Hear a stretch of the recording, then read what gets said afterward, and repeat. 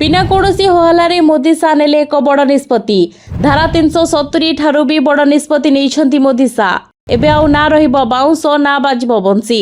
देश रे थिबा लक्ष लक्ष अनुप्रवेशकारी उपरे मोदी शाह करिसेंती सांघातिक आक्रमण। एका संगरे छटपट हेबाकू लागलेनी समग्र विरोधी गोष्ठी। पूरापूरी बंद हेबाकू जाउछि विरोधी मानकर वोट बैंक। नमस्कार दर्शक बंधु, मोदी सरकार बिना कौनसी होहल्लारे एपरी एक पदक्षेप नहीं जहाँ समग्र देश में अनुप्रवेशकारी निद हजाई देछि एवं लिबराल गैंग मध्य जेपरी निया लगी जाइछि। ए निष्पत्ति धारा 370 हटाइबा ठारू मध्य बड़, कारण 370 केवल गोटे राज्यर समस्या थिला, किंतु ए निष्पत्ति समग्र देश में थिबा लक्ष लक्ष अनुप्रवेशकारी उपरे एका संगरे आक्रमण करुछि। सबुठो आश्चर्यर कथा हेउछि एथिपय कोनोसी नुआ आईन तैयारी करिबाकू पड़ी नाही किबा कोनोसी बिल उपस्थापन करिबाकू पड़ी नाही। केवल एक पुराना सत्य को देश सामने रखी दियागला एवं एथुरु एते बड़ भूकंप आसीगला। चतुर्दश पासपोर्ट सेवा दिवस अवसर वैदेशिक व्यापार मंत्रालय वरिष्ठ अधिकारी स्पष्ट शब्द में कहते जे भारतीय पासपोर्ट नागरिकता प्रमाण नुहे, यह केवल एक ट्राभेल डॉक्यूमेंट। एक सामना को आसिबा क्षणी राहुल गांधी, कपिल सिब्बल, जावेद अख्तर, सुप्रिया श्रीनेत, महुआ मोइत्रा, असदुद्दीन ओवैसी एवं समग्र विरोधी गोष्ठी एका सांगरे छटपट हेबाकू लागिले। एमानकर एही व्याकुलता प्रमाण करुछि जे निष्पत्ति ठीक दिगरे जाइछि, कारण जेतेबेले अनुप्रवेशकारी प्रकृत संरक्षक माने छटपट हुअंती सेतेबेले बुझि नियंतु जे देशर काम ठीक भाबरे हेउछि। थरे भाबंतु एपर्यंत कौन हेउथला। जेतेबेले भी अनुप्रवेशकारी चिन्हट कथा उठुतला एक नारा दिया जाउथला, कागज देखाइबु नाही, ए माटीरे समस्तक रक्त मिसिछि। ए भाषा चलुला और यार आढ़ुआल लक्ष लक्ष बांग्लादेशी, रोहिंग्या एवं अनुप्रवेशकारी माने भारतीय कागजपत्र तैयारी करुथिले। आधार कार्ड बनाइले, भोटर कार्ड बनाइले, राशन कार्ड बनाइले एवं किछि लोक तो पासपोर्ट पर्यंत मध्य बनाई नेउथिले। तापरे कहउथिले देखंतु आम पाखरे पासपोर्ट अछि, आमे भारतीय। किंतु वर्तमान मोदी एवं अमित शाह कहिदेले भाई पासपोर्ट देखाइले मध्य नागरिकता प्रमाणित हेबो नाही।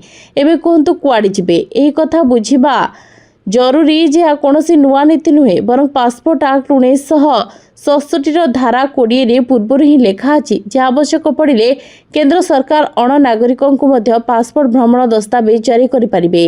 अर्थात आईन निजे स्वीकार करुछि जे पासपोर्ट एवं नागरिकता दुईटी भिन्न जिनिस। तेणु मोदी जी एही नियम नुआ करी तैयारी करि नाहंती, बरं दशंधि धरी आईन बहिरे लेखा थिबा से कथा को ही देश सामने रखि दैछंती।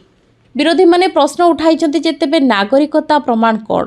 यह उत्तर संपूर्ण स्पष्ट। भारत रे नागरिकता आईन 1955 अनुसार निर्धारित होता है। जन्म तारीख, जन्मस्थान, पितामाता नागरिकता, जन्म प्रमाणपत्र, पुराना सरकारी दस्तावेज, शिक्षागत प्रमाणपत्र एवं स्थायी बासिंदा प्रमाणपत्र मिसी नागरिकता प्रमाण करती। जो माने कहउछंती जे मोदी सरकार प्रकृत भारतीयों को टार्गेट करुछंती, सेमानक पई एक गुरुत्वपूर्ण कथा बुझिबा निहाती दरकार।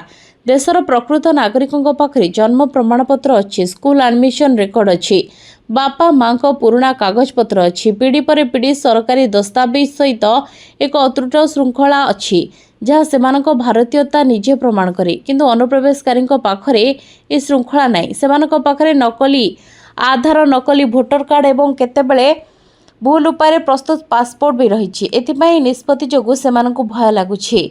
आउ एक कथा जहाँ एही पूरा विषय को अधिक दृढ़ करे, यदि पासपोर्ट ही नागरिकतार चूड़ांत प्रमाण होइथांता तेबे पासपोर्ट रद्द हेबा मात्रे नागरिकता मध्य चली जाइथांता कि? केबे एपरि हुए कि? ना, हुए नहीं। आज पर्यंत जदि काहार पासपोर्ट रद्द होइछि तेबे तांकर नागरिकता जाई नहीं। यार अर्थ आईन सर्वदा मानुथिला जे दुईटी संपूर्ण भिन्न विषय। ए निष्पत्तिर प्रभाव केवल अनुप्रवेशकारी उपरे पड़िबो नाही, बरं सेही समस्त राजनीतिक दल उपरे पड़िबो जो माने दशंधि धरी ए अनुप्रवेशकारी को भोट बैंक भाव में व्यवहार करि आसुथिले। यह केवल आरंभ मात्र। आगामी 1 वर्ष 2 वर्ष मध्य देश में बहुत बड़ परिवर्तन देखा मिलिबो।